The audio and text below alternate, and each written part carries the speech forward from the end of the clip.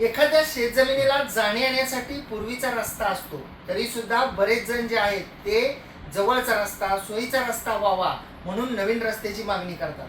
खरं पाहिलं तर महाराष्ट्र जमीन महसूल अधिनियम कलम 143 मध्ये ज्या मिळकतीला ऍक्सेसच नाही, म्हणजे जाण्या येण्यासाठी कुठूनच मार्ग नाही, त्या शेतकऱ्याला लगतच्या शेतकऱ्याच्या बांधावरून रस्ता मागणी करण्याचा अधिकार आहे.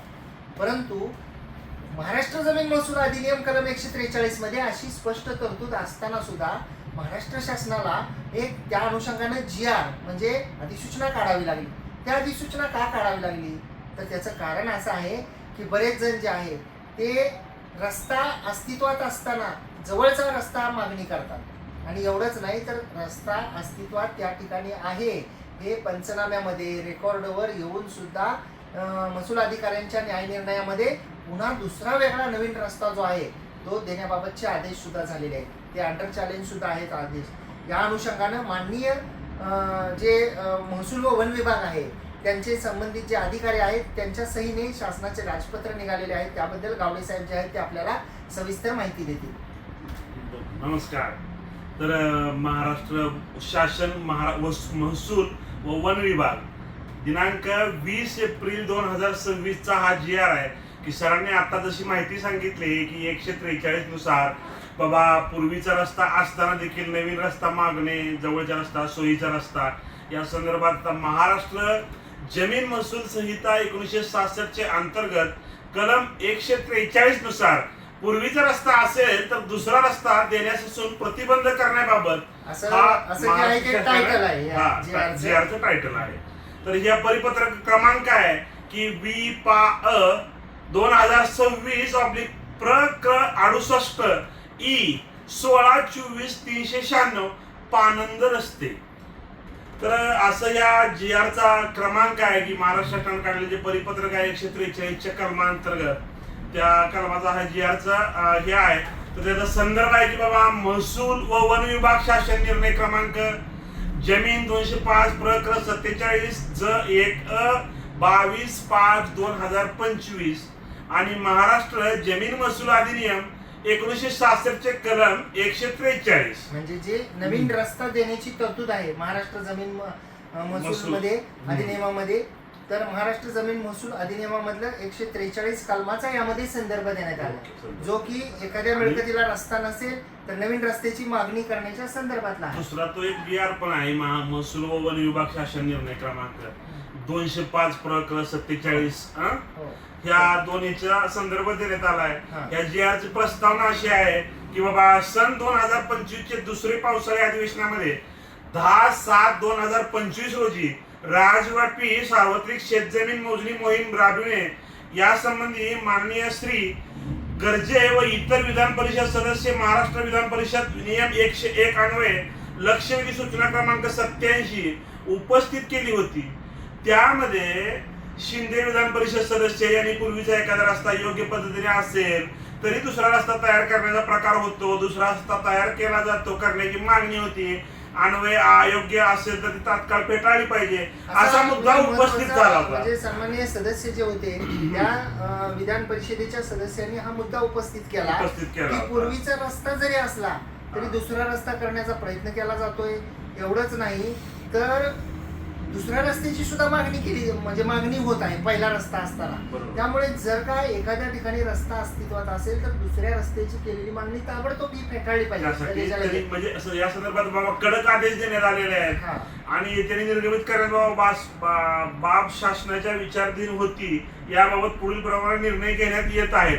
आता खाली हा जो GR होता 25 सालचा याप्रमाणे खाली संबंधितांना कळवण्यात सुद्धा आलेलं होतं. परंतु त्यानंतर सुद्धा हे जे परिपत्रक आहे ते एक नवीन परिपत्रक काढण्यात आलेलं आहे जे सध्याचं आहे.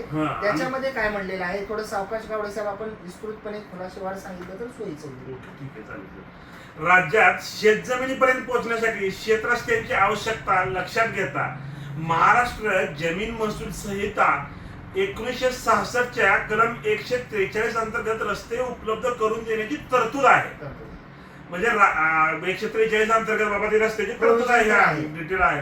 महाराष्ट्र जमीन महसूल संहिता 1966 मधील कलम 143 अंतर्गत रस्त्याचा हक्क देण्याचा मुख्य उद्देश म्हणजे संबंधित जमिनीला योग्य व वाजवी प्रवेश रिझनेबल ऍक्सेस उपलब्ध करून देणे हा आहे. जे की त्या कलमामध्येच लिहिलेलं आहे हा हा की when there is no access to any property that person can claim the road on the boundaries of the property. म्हणजे ऍक्सेस नसला पाहिजे ही प्री कंडिशन की अजिबातच आत जाण्याचं त्यांना हे नसलं पाहिजे. महाराष्ट्र जमीन महसूल कायद्यामध्ये जे 143 कलम आहे हो. त्यामध्ये ही सेम ह्याच पद्धतीचा आहे. Same. आणि आता जो जी आर आहे हो. तो कडक निर्देश काढण्यासाठी त्यांनी हो, हो. काढलेला आहे जी आर. पण 143 खाली नवीन रस्ता मागणी करत असताना हो. त्या शेतकऱ्याला पूर्वीचा जुना रस्ता वहिवाटीचा आहे हा मेहरबान कोर्टासमोर कसा येणार? अगदी बरोबर आहे आपलं. आता ज्यावेळी एखादा व्यक्ती रस्ता मागणीसाठी अर्ज करतो त्यावेळी त्याचा स्थळ पाहणी पंचनामा होतो. स्थळ पाहणी पंचनाम्यामध्ये माननीय तहसीलदार साहेब हे त्या स्पॉटला जातात आणि ते पाहतात की त्या ठिकाणी त्या शेतीला जाण्यासाठी दुसरा पर्यायी रस्ता आहे किंवा नाही. ती वस्तुस्थिती रेकॉर्डवर येते आणि जर दुसरा रस्ताच पर्यायी नसेल तर 143 प्रमाणे ती रस्त्याची मागणी मंजूर केली जाते. म्हणून जे आपला प्रश्न होता की कसं ठरवायचं तर ते स्पॉट पंचनाम्यावरून ठरवलं जातं. म्हणजे जे संबंधित अधिकारी आहेत जास्तीचे प्रकरण आपल्याकडे तहसीलदार साहेबांकडे 143 किंवा आहेत. किंवा जो त्यातला विरोधी पक्ष आहे हा. त्यांनी जर काही डॉक्युमेंट हजर केले ओके. खरेदी खत हजर केली गाव नकाशा हजर केला गट नकाशा हजर केला किंवा असा एखादा कागद हजर केला की ज्यावरून असं दिसतंय की त्या मिळकतीला जाण्यासाठी हा रस्ता उपलब्ध आहे तर त्या परिस्थितीमध्ये सुद्धा ठरवता येतं की ह्याला रिझनेबल ऍक्सेस आहे. ओके. तर आता आपण जी आर कंटिन्यू करूया की त्या जी आर मध्ये असं सांगितलंय तथापि असे निदर्शनास आले आहे की एखाद्या शेतकऱ्याला त्याच्या शेतामध्ये जाण्याकरिता रस्ता अस्तित्वात असतानाही नव्याने दुसरा रस्ता मागण्याचा प्रकार होत आहे. या अनुषंगाने जर शेतकऱ्याला त्या शेत जमिनीमध्ये जाण्यासाठी रस्ता असेल अशा परिस्थितीत नवीन जर रस्ता नवीन किंवा किंवा पर्यायी पर्यायी रस्ता रस्ता कोणत्याही परिस्थितीत मंजूर करण्यात येऊ नये. एखाद्या शेतकऱ्याच्या केवळ अधिक सोयीसाठी कमी अंतरासाठी किंवा वैयक्तिक फायद्यासाठी नवीन रस्ता मंजूर करू नये. हे फार महत्वाचं आहे. याच्याबद्दल माननीय मुंबई उच्च न्यायालयाचा एक न्याय निर्णय सुद्धा आहे की एखादा रस्ता आहे पण तो सोयीचा नाही म्हणून दुसरा रस्ता मागता येत नाही. जे आता मोठे साहेबांनी प्रश्न उपस्थित केलेला होता की ठरवायचं कसं त्याच्या पुढची ही स्टेज आहे. हा जी आर म्हणजे एक कायद्याचं एक प्रकारे इंटरप्रिटेशन आहे स्पष्टीकरण आहे. आणि ते जे आपण आता बोललो की सर जसं बोलले की स्पॉट इन्स्पेक्शन हा. तर ह्या जी आरच्या दुसऱ्या मुद्द्यामध्ये तसंच की सांगितलंय एखाद्या की तहसीलदार शेतकऱ्याच्या यांनी शेत रस्त्याच्या मागणीच्या अनुषंगाने वस्तुस्थितीची प्रत्यक्ष स्थळ स्थळ पाहणी पाहणी केली पाहिजे. स्पॉट इन्स्पेक्शन करून शेतकऱ्याला त्याच्या शेतामध्ये जाण्याकरिता पर्यायी रस्ता उपलब्ध असल्यास नवीन रस्ता मंजूर करू नये. दुहेरी रस्त्याबाबतच्या मागण्या तात्काळ फेटाळाव्या. करण्यात यावं. म्हणजे दोन गोष्टी आहेत त्याच्यामधले महत्वाचे मुद्दे काय आहेत की गावडे साहेब मोठे साहेब की एखाद्या शेतकऱ्याच्या केवळ अधिक सोयीसाठी या शब्दाचा आपण अर्थ पाहावा की त्याची सोय करायची नाही त्याला रस्ता आहे किंवा नाही हे पाहायचं आहे. नसेल तर द्यायचा आहे आणि सोयीचा असो गैरसोयीचा असो जर रस्ता अवेलेबल असेल तर अर्ज फेटाळायचा आहे असं याच्यामध्ये लिहिलेलं आहे. दुसरं म्हणजे कमी अंतरासाठी एक रस्ता आहे तो शेतकरी त्याच्या शेतातून मुख्य रस्त्याला जातोय ते अंतर उदाहरणार्थ काही अर्धा किलोमीटर 1000 मीटर पडते आणि ते 1000 पडते ह्या शेतकऱ्याच्या शेतातून थोडंसं या बाजूने जर गेलं तर 200 मीटर पडते म्हणून इकडून रस्ता मागायचा आणि म्हणून मंजूर करायचा असं नाही. इथं काय म्हटलंय की कमी अंतरासाठी. खरं तर कसं आहे माहिती कसं आहे की या जी आरचा मेन उद्देश काय आहे की बाबा बरेचसे लोक रस्ता असताना त्रास देण्यासाठी बांधाच्या वादासाठी गावाकडे शेताकडे किंवा लांब ज्या अंतर लोकांना पडतं. अशा बऱ्याचशा गोष्टी आहेत म्हणजे खोट्या रस्ता मागणीच्या आणि केसेस दाखल व्हायला दुसरा लागल्या. एक शब्द आहे याच्यामध्ये की वैयक्तिक फायद्यासाठी हा वैयक्तिक फायदा. म्हणजे नवीन रस्ता मंजूर करू नये ह्या 3 गोष्टीसाठी मंजूर करू नये हे महत्वाचं आहे. म्हणजे अधिक सोयीसाठी कमी अंतरासाठी आणि वैयक्तिक फायद्यासाठी.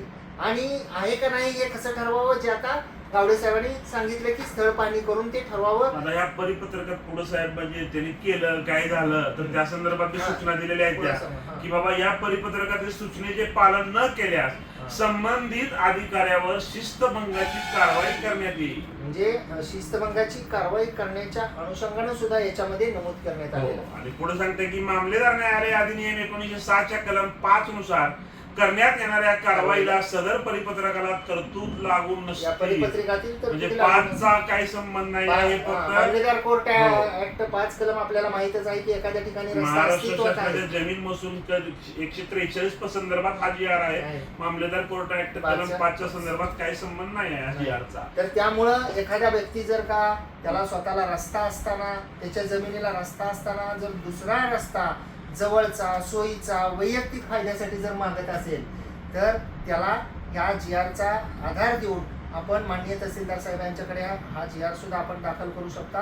आपल्याला जर या जी आरची प्रत आवश्यक असेल तर या जी आरची प्रत आपण जो आपला कोर्ट कचेरीचा नंबर आहे, व्हॉट्सअप नंबर, तर या नंबरला आपण या व्हिडिओच्या खालीही आपण हा नंबर देत आहोत. त्याला आपण व्हॉट्सअप मेसेज करावा. कॉल घेतले जात नाहीत, फक्त व्हॉट्सअप मेसेज करावा. हा जो जी आर आहे तो आम्ही आपल्याला व्हॉट्सअप करू आणि या जी आरच्या प्रतीसाठी कोणतीही फी आकारली जात नाही. आपण मेसेज केल्यानंतर आम्ही आपल्याला याची PDF कॉपी सुद्धा पाठवू. धन्यवाद मित्रांनो. पण या जी आर कुठं उपलब्ध होईल या संदर्भात मी सदर शासनाचे परिपत्रक महाराष्ट्र शासनाच्या www.maharashtra.government.in या संकेतस्थळावर पण आहे, उपलब्ध आहे. आणि सरांनी जसं सांगितलं की आपचा जो व्हॉट्सअपचा नंबर आहे त्या व्हॉट्सअपच्या नंबरवरती आपण किंवा या व्हिडिओच्या खाली व्हिडिओच्या खाली स्क्रीनवर आम्ही नंबर देऊ. त्यावरती तुम्ही संपर्क केला तर तुम्हाला हे मिळेल. मित्रांनो, त्याचबरोबर अशाच प्रकारचे नवनवीन कायदेविषयक माहिती, कायद्याचे जी आर, ही सर्व माहिती आम्हाला तुम्हाला जर पाहिजे असेल तर तुम्ही कोर्ट कचेरी या युट्यूब चॅनलला अद्याप सबस्क्राईब केलं नसेल तर सबस्क्राईब करा. त्यासोबतच कोर्ट कचेरी ऑफिशियल इंस्टाग्राम व कोर्ट कचेरी ऑफिशियल फेसबुक पेजला फॉलो जरूर करा. धन्यवाद.